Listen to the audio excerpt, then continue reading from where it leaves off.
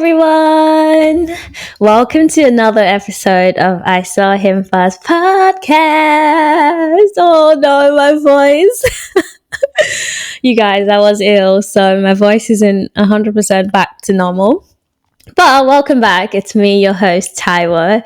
I'm glad to be back again today because I actually have a really interesting topic. And this just came to my mind randomly while watching Friends. If you know me, you know I love Friends. I binge watched that series. I've probably seen it over like 100% 3 times already, and I've watched multiple episodes so many times I can't even remember, and still I forget. If you know me again, you know that I don't always remember what's going to happen next. I don't have the best memory when it comes to series or movies or whatever. But yeah, from the title, I'm sure you already know what I want to talk about. And if you haven't seen Friends, don't worry. I'm sure you can still relate to this topic. And just to plug myself real quick, if you're watching on YouTube, don't forget to like, subscribe, share, follow my Instagram at I Saw Him First podcast. And also I've got Instagram for this YouTube channel at her_Dalton. I think I'm not wrong. Yeah, that should be it. And yeah, if you like this podcast, don't forget to share with people that you like. Share with people, rate on Spotify, rate on Apple, all of that good stuff. Thank you.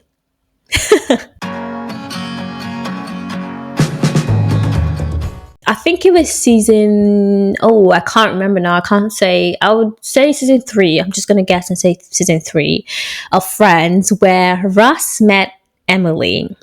And within like 4 weeks, right? Within 4 weeks, they were engaged. So just a bit of backstory. Emily was this UK, British girl who came to visit her uncle in the US. And somehow she fell in love with Ross, who is one of the Friends cast, the main characters. And actually, Rachel was the person who was supposed to take Emily out to see the city, right? But Rachel wanted to go out with this other guy and then kind of pawn the girl off to Ross. And then Ross and Emily started like hitting it off. Ross said, "I love you," after like 3 weeks, and basically begged Emily not to go back to the UK because he's in love with her. So he said, "Move here." And then she went, "What? Are you stupid?" I don't remember how the conversation went. But basically, he asked her to marry him after like 4 weeks of knowing each other, right? And again, backstory for those who don't know, Ross has always been in love with Rachel from like high school. Rachel was his crush since forever, and they actually started dating earlier in the series, but it didn't work out. I think they dated twice at this point and it didn't work out because, they were on a break and then Ross cheated and then Rachel was like, I can't take a cheater back. And then he was like, "Oh, we were on a break." And then later on they got back together. But then Ross said he read a letter that Rachel wrote to him where he was supposed to admit to all of the faults in the relationship, basically admitting to why the relationship didn't work out. Ross lied about reading it. So Rachel took Ross back, assuming that he read it and admitted to all the fault. When Ross eventually read the letter and realized what Rachel was asking him to admit to, they broke up again because he was like, "Why would you ask me to take all the fault?" So yeah, that's the backstory. Ross and Rachel dated like 2 times. Didn't work out. And time has gone by, but, feelings are still lingering, in my opinion, on both ends. So Ross hit it off with Emily, asked Emily to marry him. She said yes. They start wedding planning, which was again faster than everyone expected because you just met. How are you planning a wedding within 6 weeks of meeting this person? I think, if I'm not wrong. It was all a whole mess basically getting up to the wedding day. So Rachel decided not to go to the wedding because she thought it would be too hard for her. And She stayed behind in New York, in the UK, in the US, whilst the rest of them went to London for the wedding.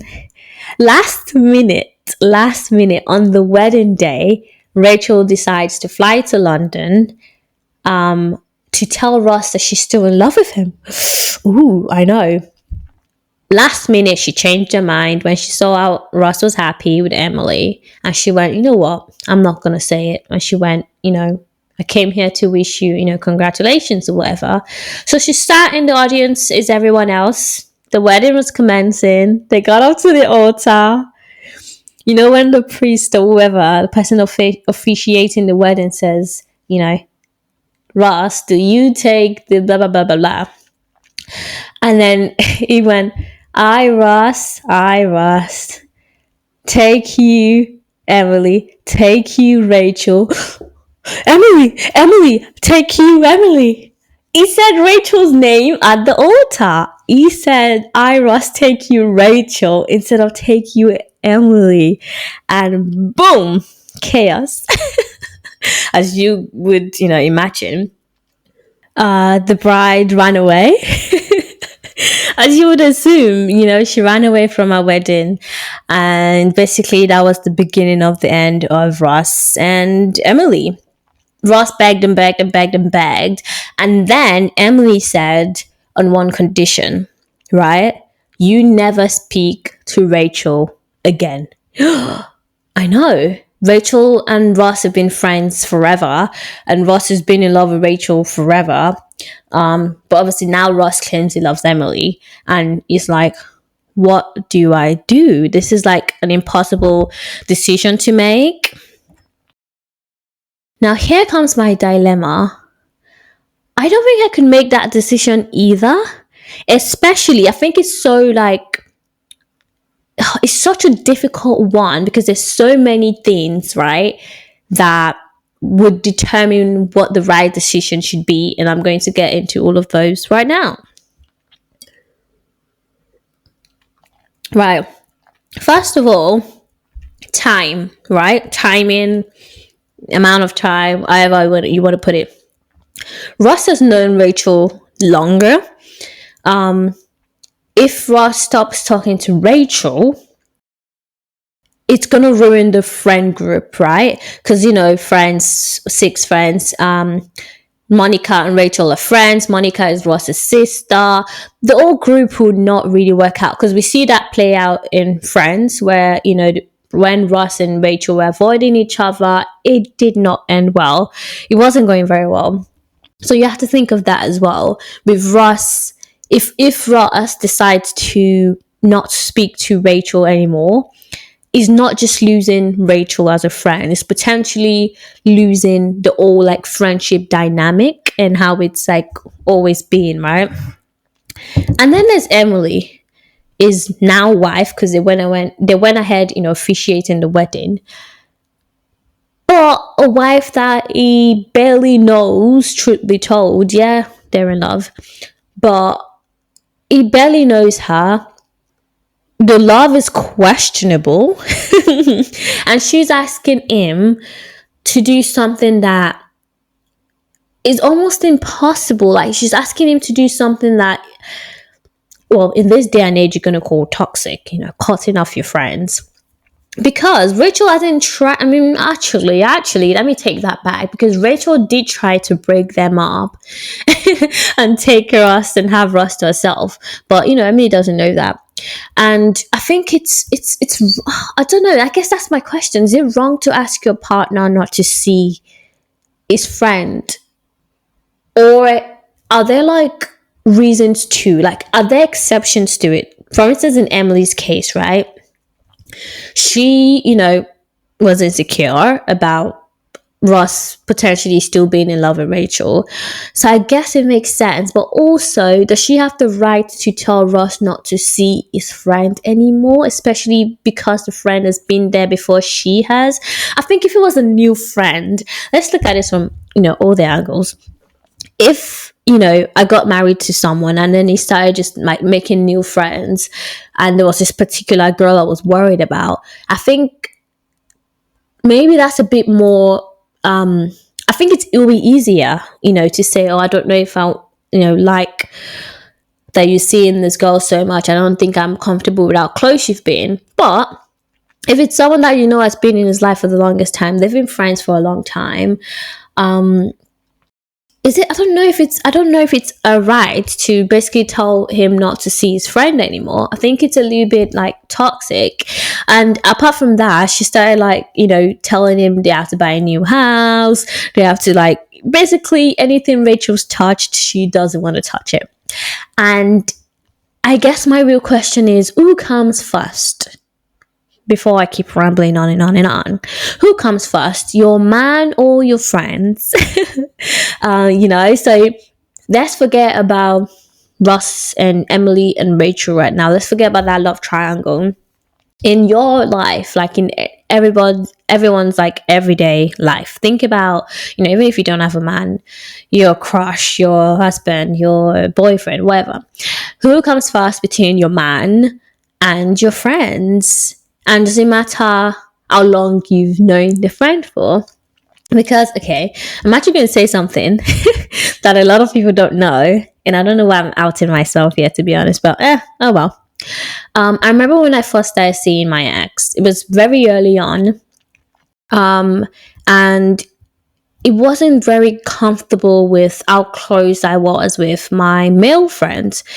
I used to be really close with two guys that at the time I called my best friends. And yeah, we had a really like close friendship. It was three of us all the time, just doing life together at uni. And I understand now in hindsight why a man would be uncomfortable with that. Because it's like, why are these other men? I mean, there's the old saying about how you can't be friends genuinely with the opposite sex. I don't think that's true, because I think it worked out for me. Well, for as long as it did. We're not that close anymore, but I'm not being shady in case they watch this. We're just not.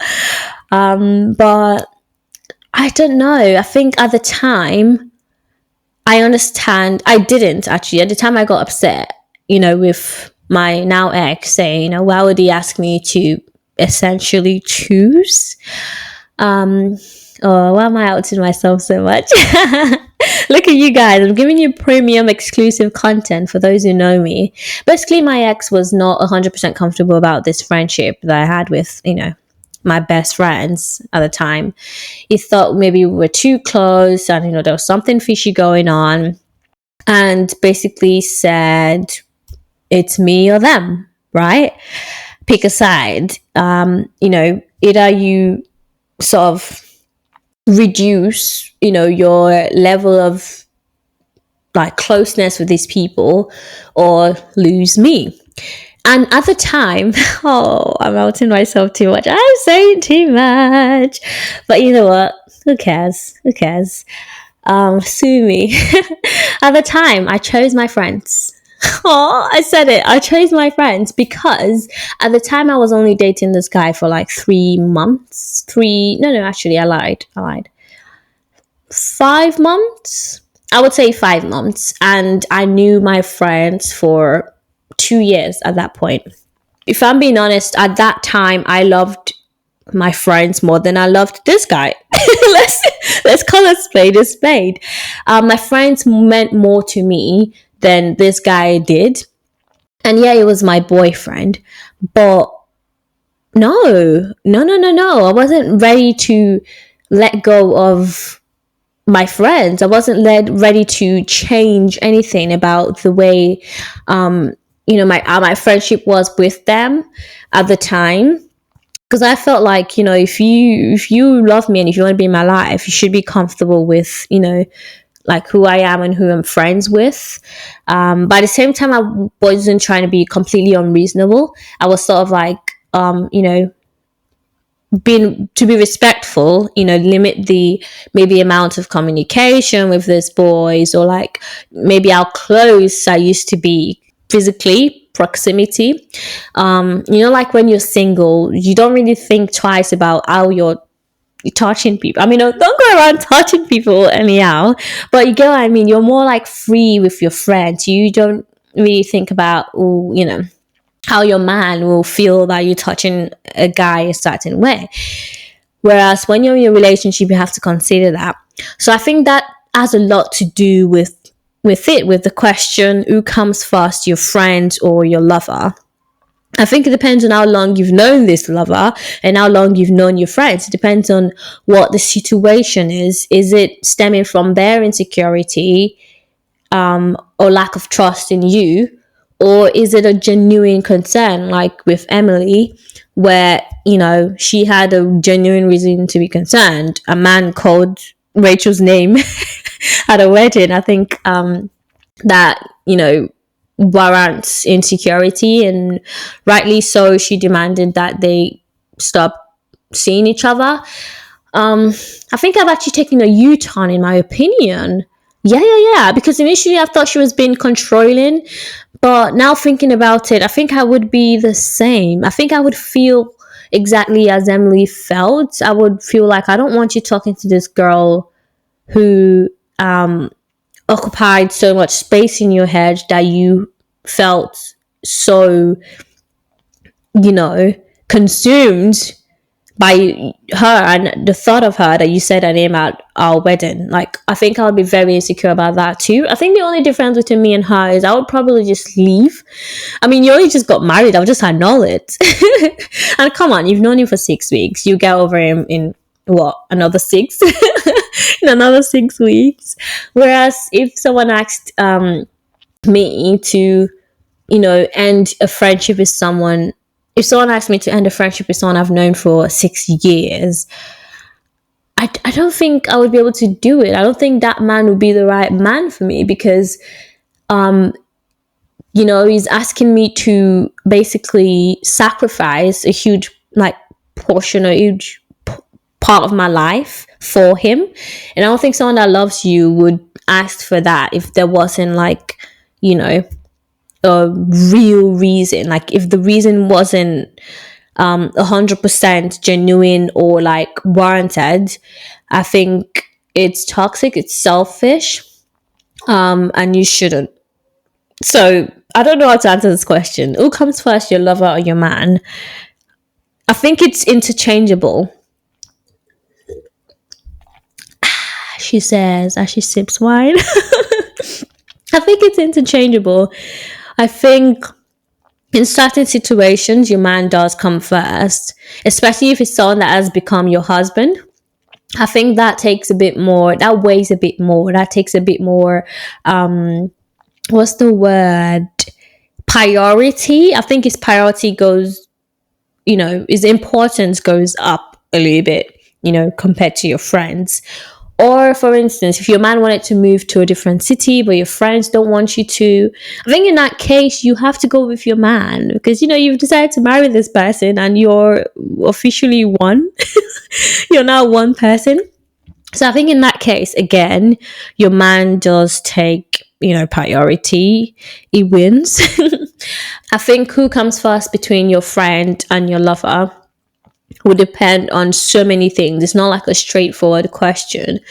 I think someone you're dating casually versus someone you're in a relationship with, someone you're engaged to, and then someone you're married to, I think there's levels to it. There's levels to what, your lover can ask for, depending on where and what stage of your relationship you are, compared to your friends as well. I think what I would do for my friends that I've known for 2 weeks versus friends that I've known for 2 years would be completely different. And again, you can compare that to actually family, because, in some way family, friends do become family. So I think you can say that about family as well. What if Emily didn't like Monica, who is Ross's sister? Is she going to ask Ross never to talk to his sister again? No. She's not going to do that. What she can do is avoid her. And I think that's what she should have done in, Rachel's case, just avoid being around her, as opposed to asking Ross not to be around her. But again, I'm a woman. Let's not act like, we wouldn't feel the same way or similar, or at least think about it. Even if you don't act on it, I think we would all think about it and say, what if, my man is still in love with this other girl? So yeah, that being said, sometimes your lover takes, priority or has the priority. I don't even know what the right phrase is. Sometimes your lover comes first, and sometimes your friends come first. What I'm not gonna do is have zero friends after I've broken up with you. And that's in period. And for those who haven't seen Friends, who did Ross choose in the end? Rachel. And I don't think that's only because he was in love with Rachel. I think it's because they also have like such a good friendship as a group. I don't know how much of friends they would be if there wasn't the other group. I think it would still be like in love with her, and they probably wouldn't ever see each other outside of like, whenever they were dating. I don't think they would remain friends if it wasn't for the friend group. But I think with the friend group, they have such a deep friendship, a friendship that I aspire to.